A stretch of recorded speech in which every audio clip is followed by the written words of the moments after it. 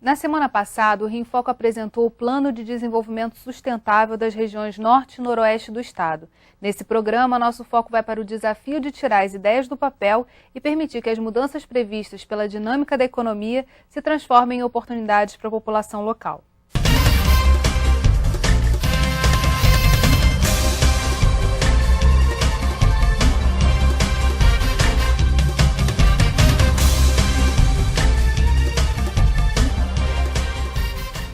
Para conversar conosco estão no estúdio o secretário de Planejamento e Gestão, Sérgio Rui, e o reitor da Universidade do Norte Fluminense, Almir Júnior. Dentre os desafios impostos pelos investimentos previstos para as regiões Norte e Noroeste está a gestão. Vamos ver o que dizem o secretário de Desenvolvimento do Estado, Júlio Bueno, e o prefeito de Aperibé, Flávio Gomes de Souza. Olha, o estudo ele é o primeiro pedaço, né, da gente conseguir fazer o desenvolvimento econômico integrado da região Norte e Noroeste. Na verdade, o estudo propõe diversas medidas, né? Medidas relacionadas à infraestrutura física de estradas, né? Da questão ambiental, dos recursos hídricos. Agora, veja só, o estudo foi feito, agora nós vamos precisar detalhar, né? Discutir primeiro como é que vai ser a governança do estudo, segundo, quais são as fases e o que a gente vai começar. A maior importância desse plano é ter trazido o problema da região Norte e Noroeste Fluminense para discussão, de uma maneira onde traga toda a sociedade, traga a classe política, para realmente identificar meios de prevenir os erros que aconteceram, por exemplo, em algumas regiões onde o desenvolvimento econômico não trouxe desenvolvimento social. E é nesse ponto que temos que bater, para que o aumento do poder aquisitivo de uma minoria, né, localizada nessa região, não leve a mais problemas sociais, que tanto acomete a nossa região. O que a gente pregou ali na nossa explanação é o princípio da isonomia, é tratar os desiguais com desigualdade, é pegando a característica de cada município e adaptando ao plano de uma maneira em conjunto, que venha um município completar a carência do outro e vice-versa. Secretário, como a Secretaria de Planejamento vê esse desafio da construção de uma governança? O plano prevê uma instância de governança, né? No processo de elaboração do plano, foi constituído uma rede social de colaboradores do plano, né? E já existe um portal do plano disponível na internet para as pessoas consultarem, conhecerem e apresentarem suas sugestões. Eu acho que aí a gente tem um embrião importante de colaboração.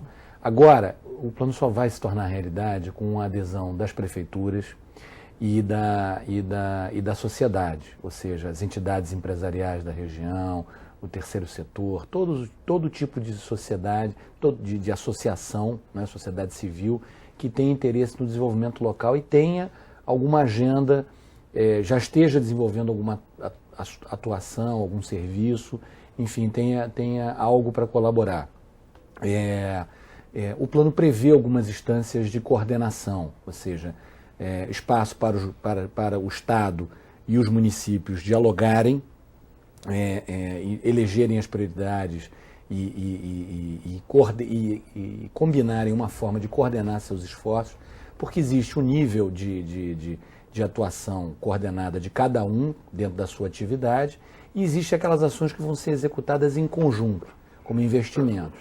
E nesse sentido existe também a ideia de uma criação de fundos regionais que receberiam contribuições não só do Estado, como também contribuições dos municípios e talvez até da União, para financiar projetos ou viabilizar a infraestrutura para a implantação de projetos privados, como eu falei, por exemplo, o caso do transporte sobre trilhos, eventualmente a instalação de aeroportos indústria, como está previsto, enfim.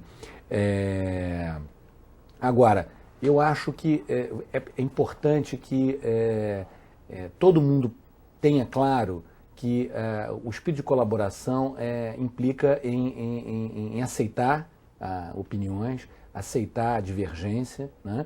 E também dar um pouco do seu poder de investimento, da sua capacidade de investimento e do seu poder regulatório em algumas políticas ali no âmbito de cada município e do próprio Estado, para construir uma política comum, uma ação comum, né? Eu acho que é por aí que a gente vai conseguir. Agora, não é necessário que nós tenhamos a adesão de todos os municípios ao mesmo tempo, né? Se a gente não tiver adesão de todo mundo no primeiro momento, não tem problema.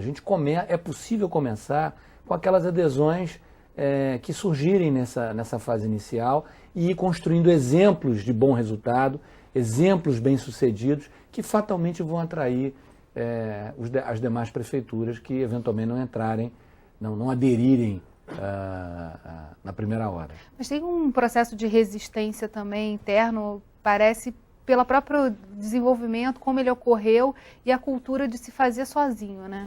Eu costumo dizer que a gente não tem um modelo de cooperativismo bom no Brasil, a não ser em colonizações europeias, com a sua tradição. Mesmo na Europa, com a Comunidade Econômica Europeia, a União, as coisas não são fáceis.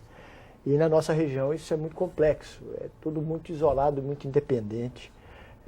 A gente não tem ações. Talvez uma forma de fazer isso seria nesses conselhos. Eu gosto muito da ideia dos fundos e coisas que valem.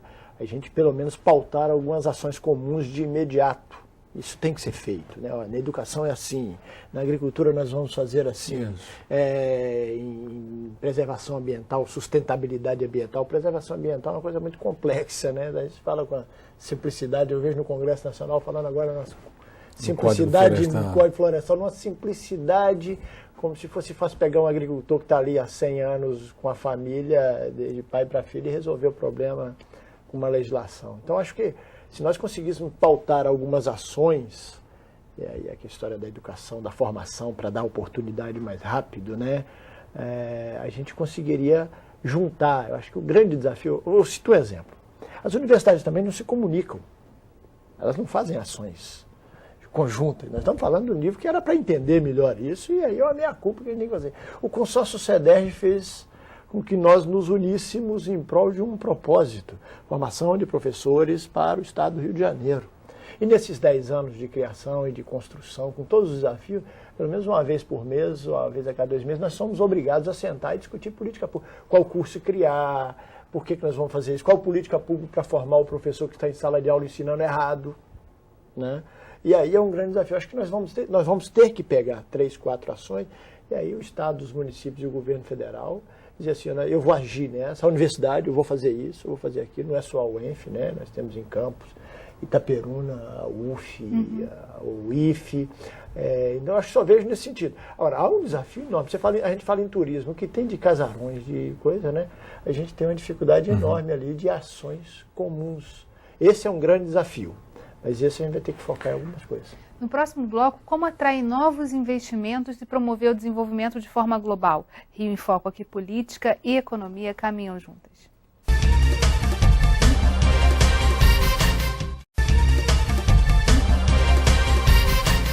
O Plano de Desenvolvimento Sustentável das regiões norte e noroeste do estado evidenciou o potencial da região e provavelmente vai abrir novas oportunidades de negócios. Vamos ver o que diz o superintendente da Câmara de Comércio Americana, Hélio Black. Do ponto de vista da Câmara, o que nos interessa mais de perto é exatamente buscar entender o quadro, esse diagnóstico colocado, exposto pelo secretário de Planejamento, é extremamente importante para isso, identificar oportunidades e, a partir daí, fomentar negócios que possam ser atraídos para a região.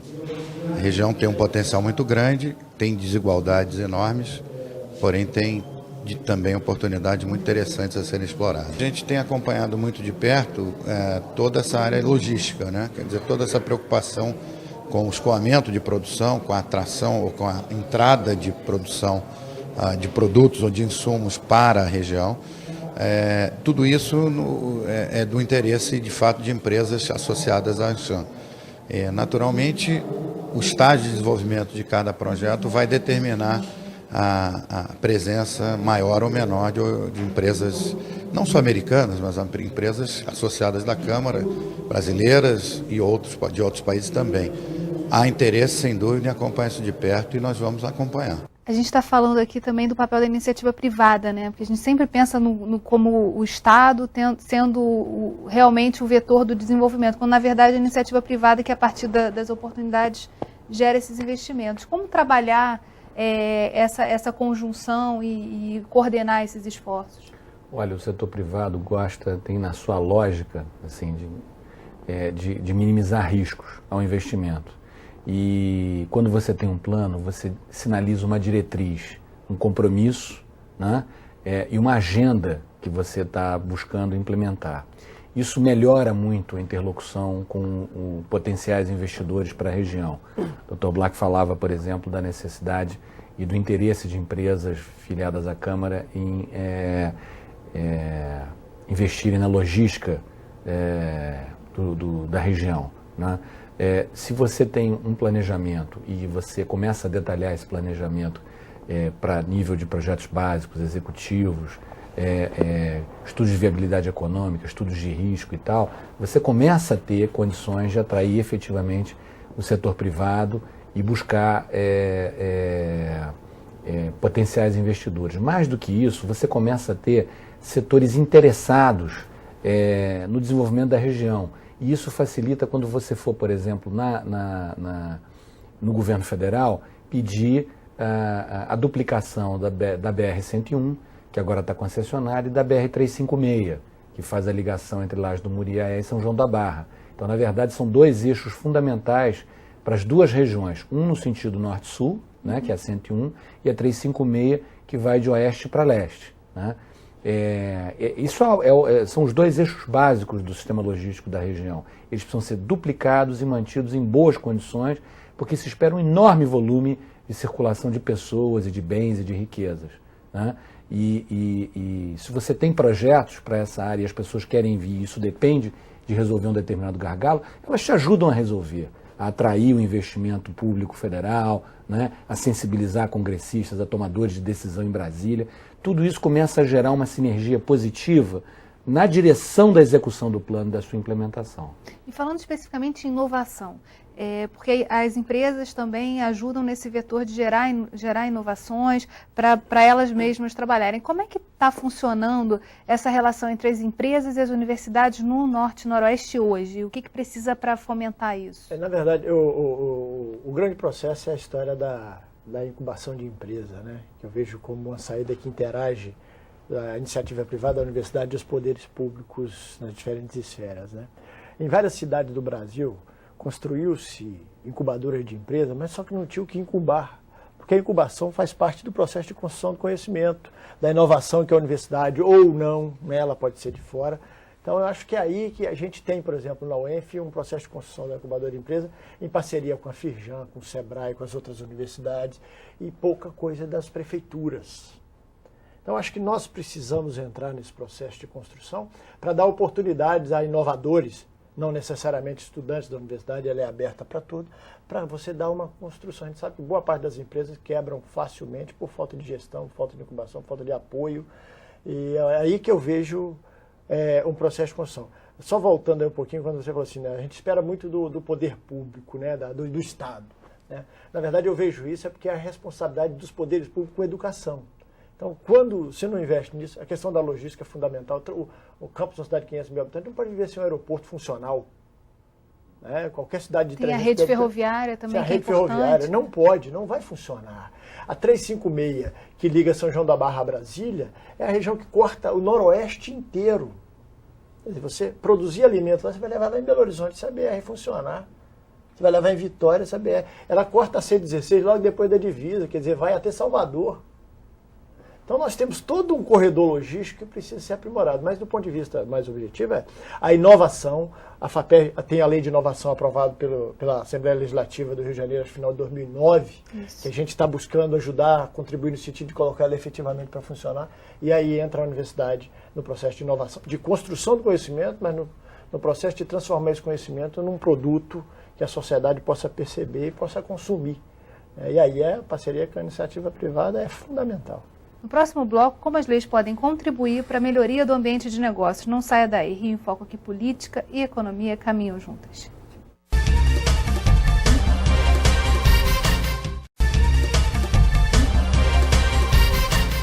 O desenvolvimento é um processo, não começou ontem nem vai ser concluído amanhã. O presidente da LERJ, deputado Paulo Melo, cita a redução de ICMS na região como uma das iniciativas que contribuiu para esse processo vivido hoje. Vamos ouvir. O Rio de Janeiro, o Poder Legislativo tem empreendido todos os esforços para criar mecanismos que permita o crescimento econômico do Rio de Janeiro, a geração de mais empregos e a justa distribuição de renda. Nós fizemos isso no advento da Lei 4.533, que era a Lei de Incentivos Fiscais, modificada pela Lei Sérgio Cabral, e continuaremos trabalhando e ajudando todas as iniciativas do governo que tenha como escopo principal melhorar a qualidade de vida do povo do Estado do Rio de Janeiro. Secretário, além dos incentivos fiscais, que outros tipos de legislação têm que ser desenvolvidas para fomentar esse desenvolvimento nas regiões norte e noroeste? Por exemplo, do ICMS verde, né? O ICMS verde tem incentivado as prefeituras, por exemplo, a controlarem a destinação final do lixo, né? A controlarem o desmatamento no seu território, enfim, a promover ações de sustentabilidade ambiental que geram ganhos de arrecadação que são positivos, né? Sobretudo para aqueles municípios que têm patrimônios naturais valiosos, né? Essa é uma forma de você promover o desenvolvimento com a preservação do ambiente. E como a gente comentou no início do programa anterior, a dimensão econômica é apenas uma entre 8, 10 dimensões importantes que passam pela cultura, pelo meio ambiente, pela educação, enfim, por vários outros, né?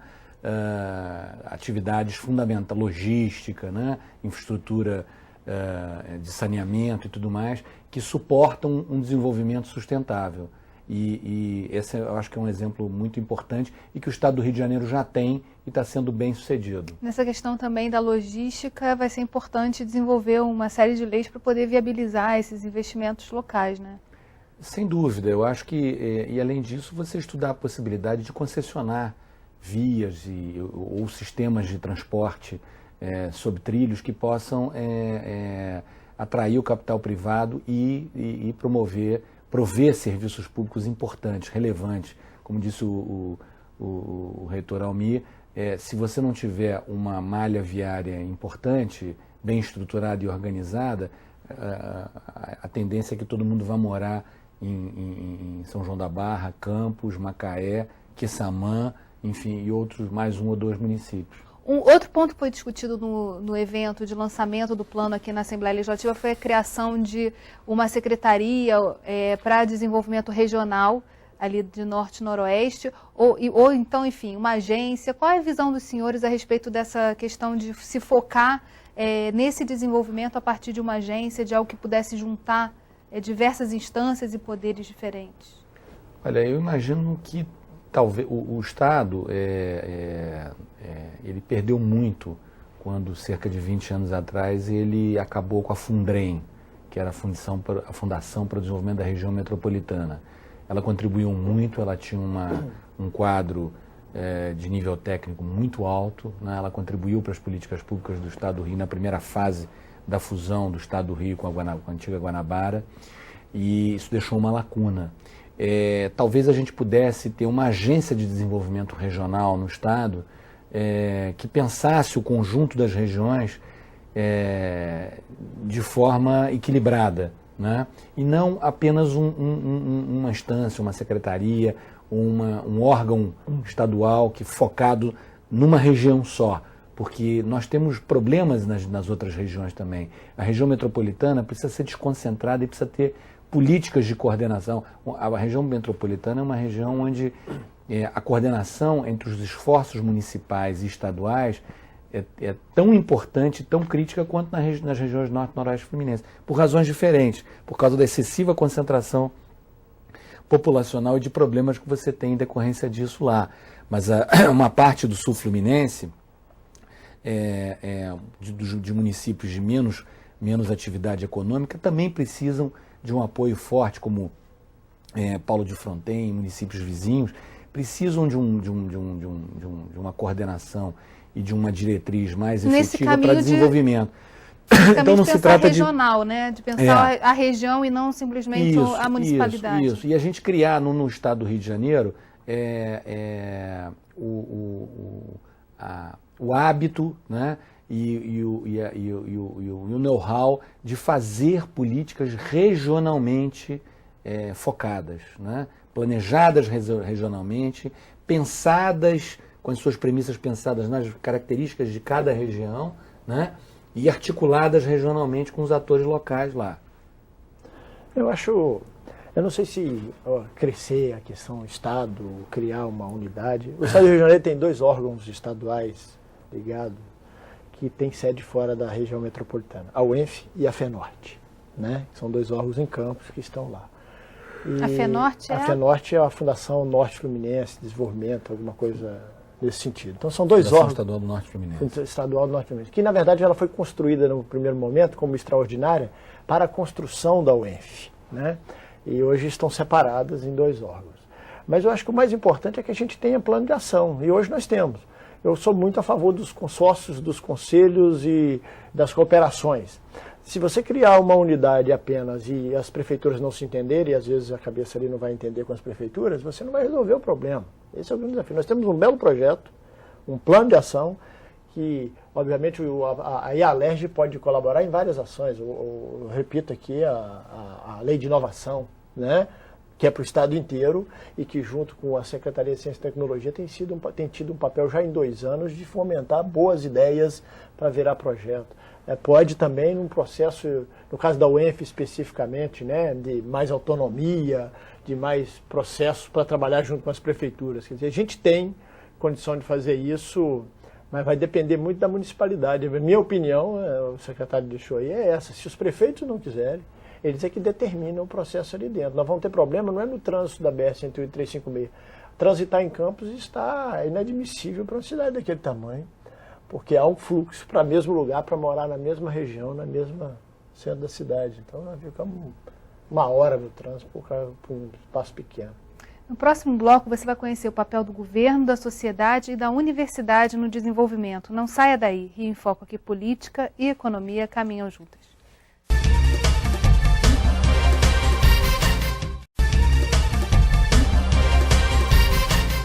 Bem, a gente falou aqui do desafio de criar uma governança, como administrar esse plano e fazer com que ele saia do papel, mas agora que a gente está caminhando para o final do programa, eu queria que os senhores definissem mais especificamente qual o papel do governo, da sociedade civil organizada, dos empresários e da universidade nesse plano para que ele, enfim, se concretize. Bom, eu acho que o papel dos governos aí pensando basicamente o governo estadual e os governos municipais, estarem cumprindo a função de coordenar os esforços, né? O desenvolvimento, o capital que vai ser investido e que vai sustentar o desenvolvimento econômico vai ser essencialmente privado, né? Ou de grandes empresas estatais, como é o caso da Petrobras e eventualmente outras. Agora, essa coordenação dos governos visa fazer com que o desenvolvimento seja equilibrado, né? Então, que as diferentes dimensões do desenvolvimento sejam respeitadas e observadas, para que não haja aquilo que você falou, um buraco negro que atrai toda a energia para apenas um ponto, né? Deixando um deserto depois que o ciclo de desenvolvimento passa. E o petróleo é muito absorvente nesse ponto, pois né? Pois é. Então, o objetivo é fazer com que o desenvolvimento seja harmonioso, né? E o papel do governo é justamente estar atraindo investidores, atraindo parceiros, né?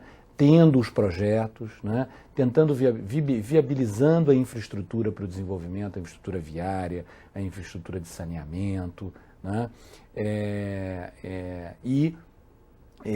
Fazendo com que as políticas públicas promovam o desenvolvimento da qualidade de vida das pessoas que vivem naquelas 2 regiões de forma harmônica, permanente e sustentável.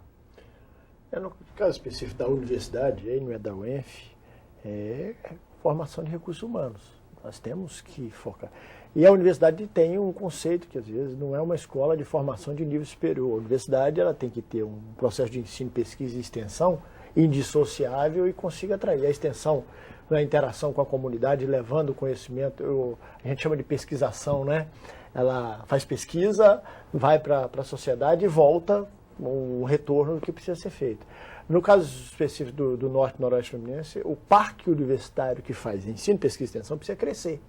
Ele precisa crescer, nós temos o IFE, que tem 100 anos, a UF com mais 70 anos, a UENF com 17 anos, e nós temos um modelo de universidade que tem pós-graduação estrito sensu considerado hoje dos melhores do país, a graduação considerada.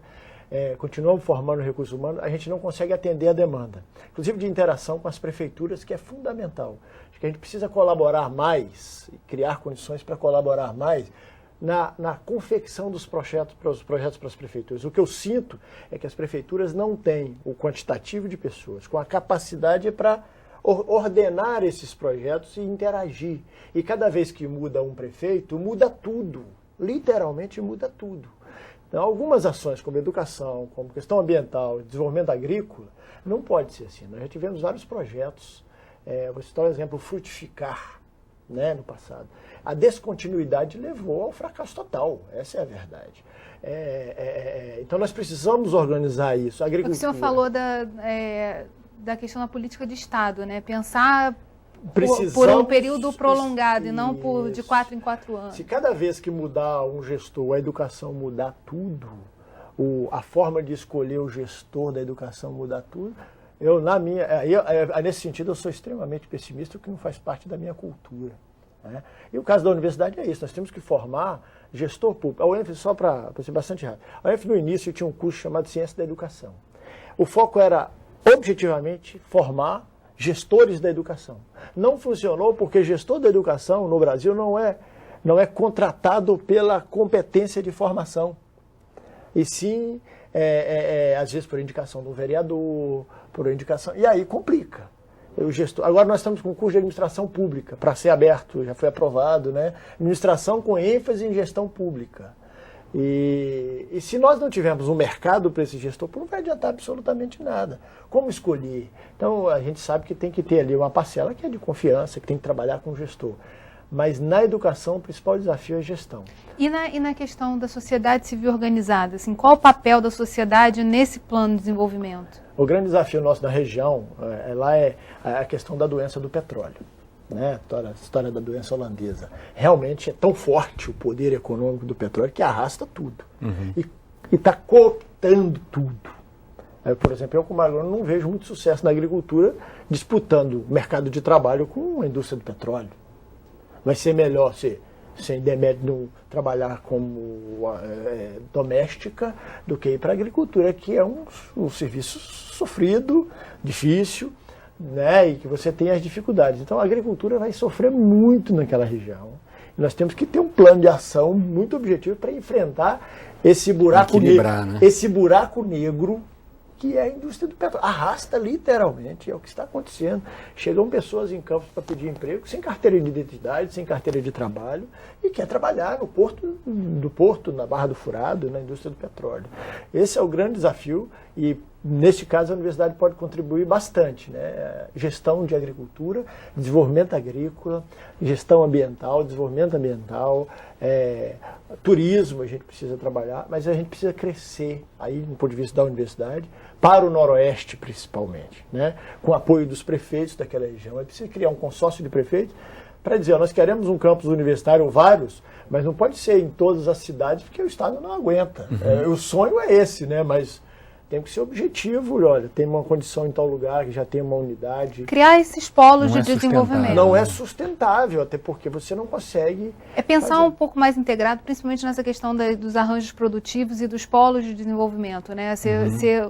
Organizar arranjos que possam regionalizar esse tipo de oferta de educação está ancorado aos polos de desenvolvimento, aos arranjos produtivos. Mas você levantou a questão de qual o papel da sociedade. Eu acho que o grande papel da sociedade por exemplo, algumas sociedades que prestam serviços públicos, entidades que prestam serviços públicos, participarem e serem parceiras dos governos na oferta de serviços públicos, até recebendo recursos públicos através de organizações sociais, OCIPs e outras formas modernas de administração e de provimento de serviços, que podem ajudar a melhorar a qualidade dos serviços que são prestados, serviços sociais principalmente, cultura. Agora, há um papel político fundamental na sociedade, para a sociedade, que é, primeiro, acompanhar, interferir nas diretrizes do plano e garantir a sua continuidade, porque, como o reitor falou, esse tem que ser um plano que, não que ele esteja seja um plano da sociedade, né? E um plano do poder público, não apenas dos governos que trocam de 4 em 4 anos, né? E você conseguir que após a troca, por exemplo, o ano que vem nós vamos ter uma eleição municipal. A gente avançando daqui até lá num conjunto de ações iniciais, né? É preciso que os prefeitos que vierem em seguida já se comprometam da nova safra deem continuidade na sua colaboração para que esses projetos iniciais continuem sendo implementados, né? Então, mas se a sociedade não cobrar, não exigir isso não vai acontecer. Se a sociedade organizada, por exemplo, do Noroeste não cobrar, ela vai perder o mercado dela. Então nós temos, o papel nosso da universidade é trazer o plano para discussão, as carteiras, né, dos 50, 55 projetos que tem lá. Nós precisamos discutir isso dentro da universidade. Ontem mesmo eu estava falando com o professor Silvério, que é o reitor eleito. Precisamos trazer para dentro, chamar a comunidade para discutir. E a sociedade organizada é que vai demandar, né? Ela tem que exigir, claro, por parte do gestor público, e aí inclui a universidade, ações para aquele processo. Se ela não fizer e for simplesmente cooptada por movimentos pontuais e momentâneos ali, nós vamos... Não tem capacidade disso. Bem, infelizmente nosso programa chegou ao fim. Queria agradecer a você, Sérgio, você, Almir, a você que acompanhou a gente até agora. O Rio em Foco é o programa do Fórum Permanente de Desenvolvimento Estratégico do Estado do Rio. Para acompanhar os nossos debates, acesse as nossas redes sociais. Você também pode assistir esse programa no site www.rioemfoco.rj.gov.br ou no www.tvalerj.tv. TV Alerj, o canal do povo fluminense. Até a próxima.